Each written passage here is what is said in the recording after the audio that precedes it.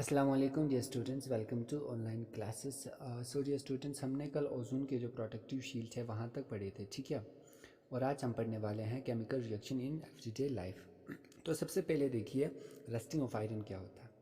The process of rusting is an example of a chemical change. जो rusting है एक ऐसा प्रोसेस है जो एक एग्जाम्पल से हमारे केमिकल चेंज की, नॉट एट ऑल फिजिकल, ठीक है।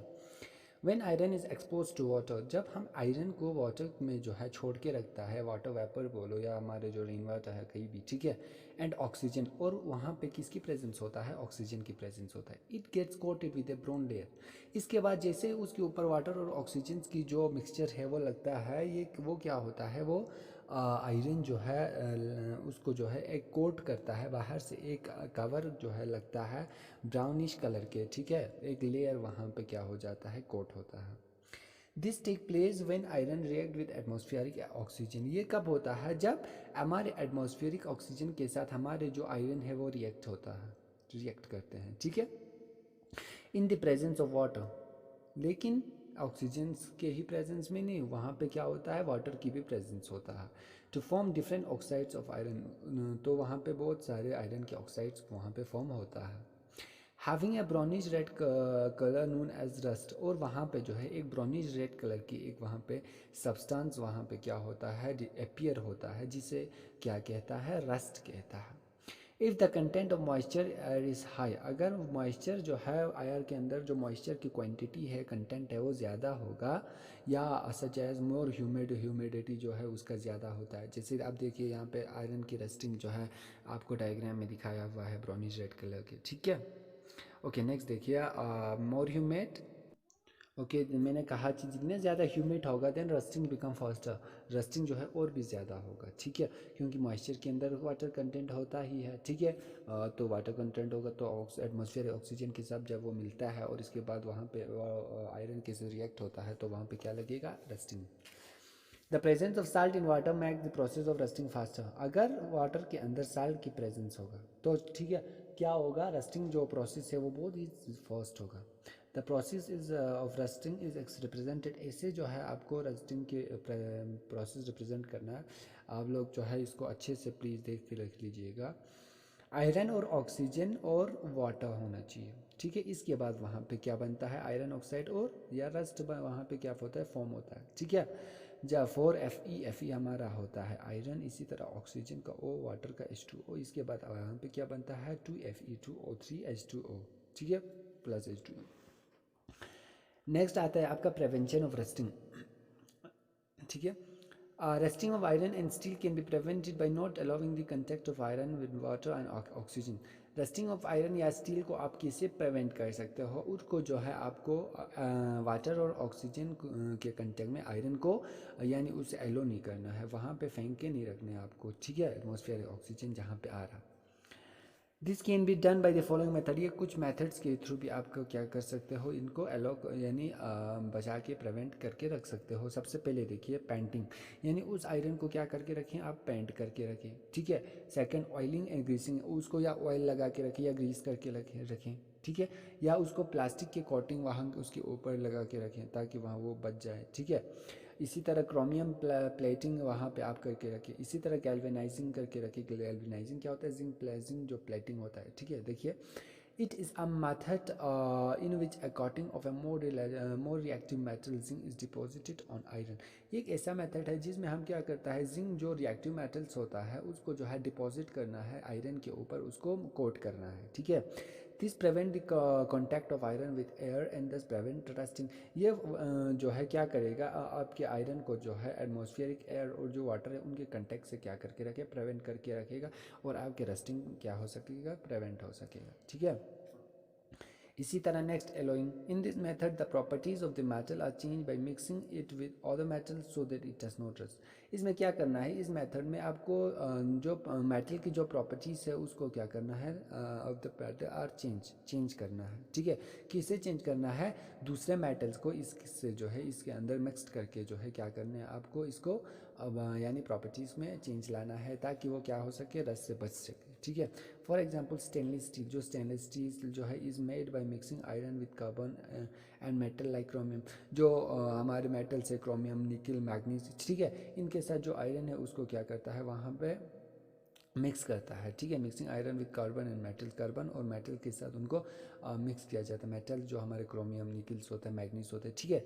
Stainless steel does not rust, stainless steel को कभी रस्ट नहीं होता। ओके, नेक्स्ट आता है the case of a ship, ठीक है। शिप के केस में देखिए, शिप्स जो हमारे जहाज़ होते हैं, ships are made of iron, ship जो है आयरन का बना होता है, and a part of it always remain under sea water, और हमेशा इसका जो नीचे वाला हिस्सा है वो हमेशा कहाँ रहता है, समंदर के जो पानी है वहाँ पे रहता है, ठीक है।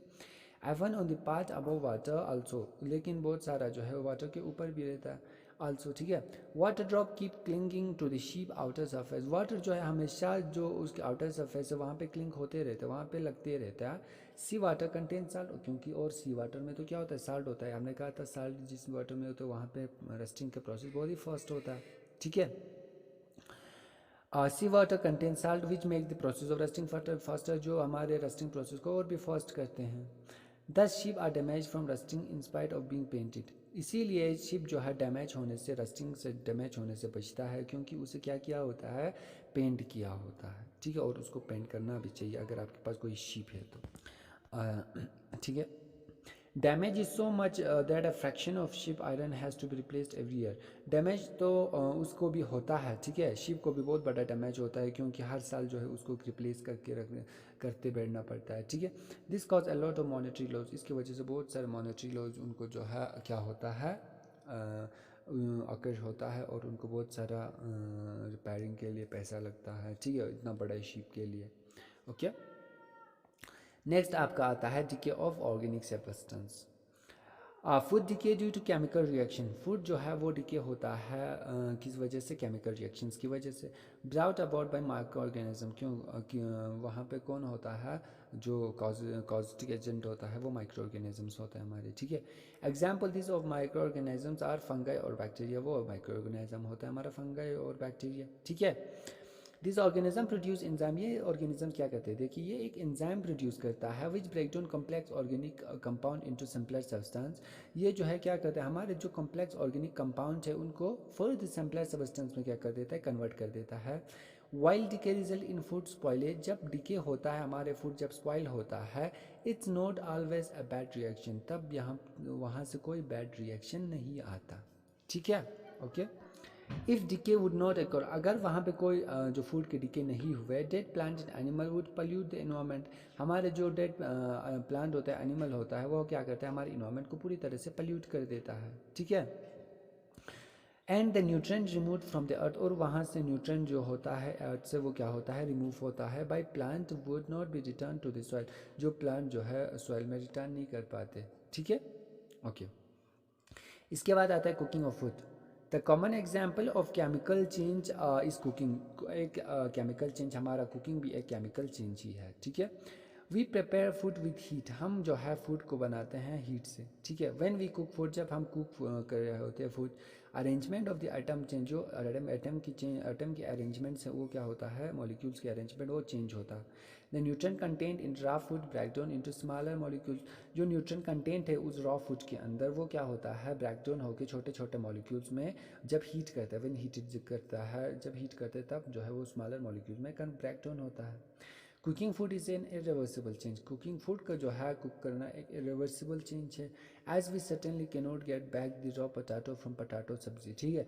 रॉ पोटैटो को फिर पोटैटो सब्जी बनाया, ठीक है, लेकिन पोटैटो सब्जी को फिर से रॉ पोटैटो हम नहीं बना सकते, ठीक है। ओके, दस वी सी दैट, फिर हम देख सकते हैं in all the chemical reaction discuss about new substance are formed, हमें नया नया वहाँ पे क्या दिखने को मिल रहा था, सब्सटेंसेस में देखने को मिल रहा था। इसके बाद आता है crystallization. A crystal is a solid structure with flat sides, crystal जो है एक सॉलिड स्ट्रक्चर्स होता है जिसकी साइड्स क्या होता है, बिल्कुल फ्लैट्स रहता है। मैनी सब्सटेंस फ्रॉम क्रिस्टल, बहुत सारे सब्सटेंस जो है क्या बनता है, क्रिस्टल बनता है, ठीक है। One way of making crystal जो है, एक रास्ता जो है क्रिस्टल बनाने का, is to start with a concentrated solution of a substance, वो क्या होता है, हमारे जो सोल्यूशन होता है कंसनट्रेटेड सोल्यूशन किसी भी सब्सटेंस का वहाँ से होता है, ठीक है। As the solution is gently heated, जैसे जैसे उस सोल्यूशन को धीरे से हीट करता है, द सॉल्वेंट एवोपरेट्स, जो सॉल्वेंट क्या होता है वो क्या होने लगता है, इवोपरेट होने लगता है। And stage comes when the amount of solvent become very less, और ऐसे एक स्टेज आता है जहाँ पे सॉल्वेंट की कंसंट्रेशन बहुत ही कम होता है, ठीक है। This solution is called a concentrated solution, उस सोल्यूशन को कंसंट्रेटेड सोल्यूशन कहते हैं, ठीक है। The concentration of the solute in the solution rise until the solution is saturated, जो concentration है solute का solution के अंदर वो rise हो रहता है कब तक, जब तक solution क्या ना बन जाए, saturated ना बन जाए, ठीक है। saturated कल हमने कहा डिस्कस किया था। if heat is removed, अगर हमने heat को remove किया, then the saturated solution is left to cool slowly, और इसके बाद जो saturated solution है वो रह जाता है और वो धीरे धीरे क्या होता है, cool होता है। Crystal of the substance dissolve start separating, इसके बाद जो क्रिस्टल्स है सब्सटेंस का वो धीरे क्या होता है, धीरे धीरे डिजॉल्व होकर वो फिर से सेपरेट हो जाता है क्रिस्टल्स, ठीक है। This the process of cooling hot, this the process of cooling hot, ठीक है। इसके बाद जो हॉट कूल होता है वो वाला प्रोसेस क्या होता है, स्टार्ट होता है। Concentrated solution of a substance to obtain crystal is called crystallization, जो कंसनट्रेटेड सोल्यूशन है किसी भी सब्सटेंस का, वहाँ से जब हम क्रिस्टल्स को जो है ऑब्टेन करता है तो उसी प्रोसेस को क्रिस्टलाइजेशन कहता है।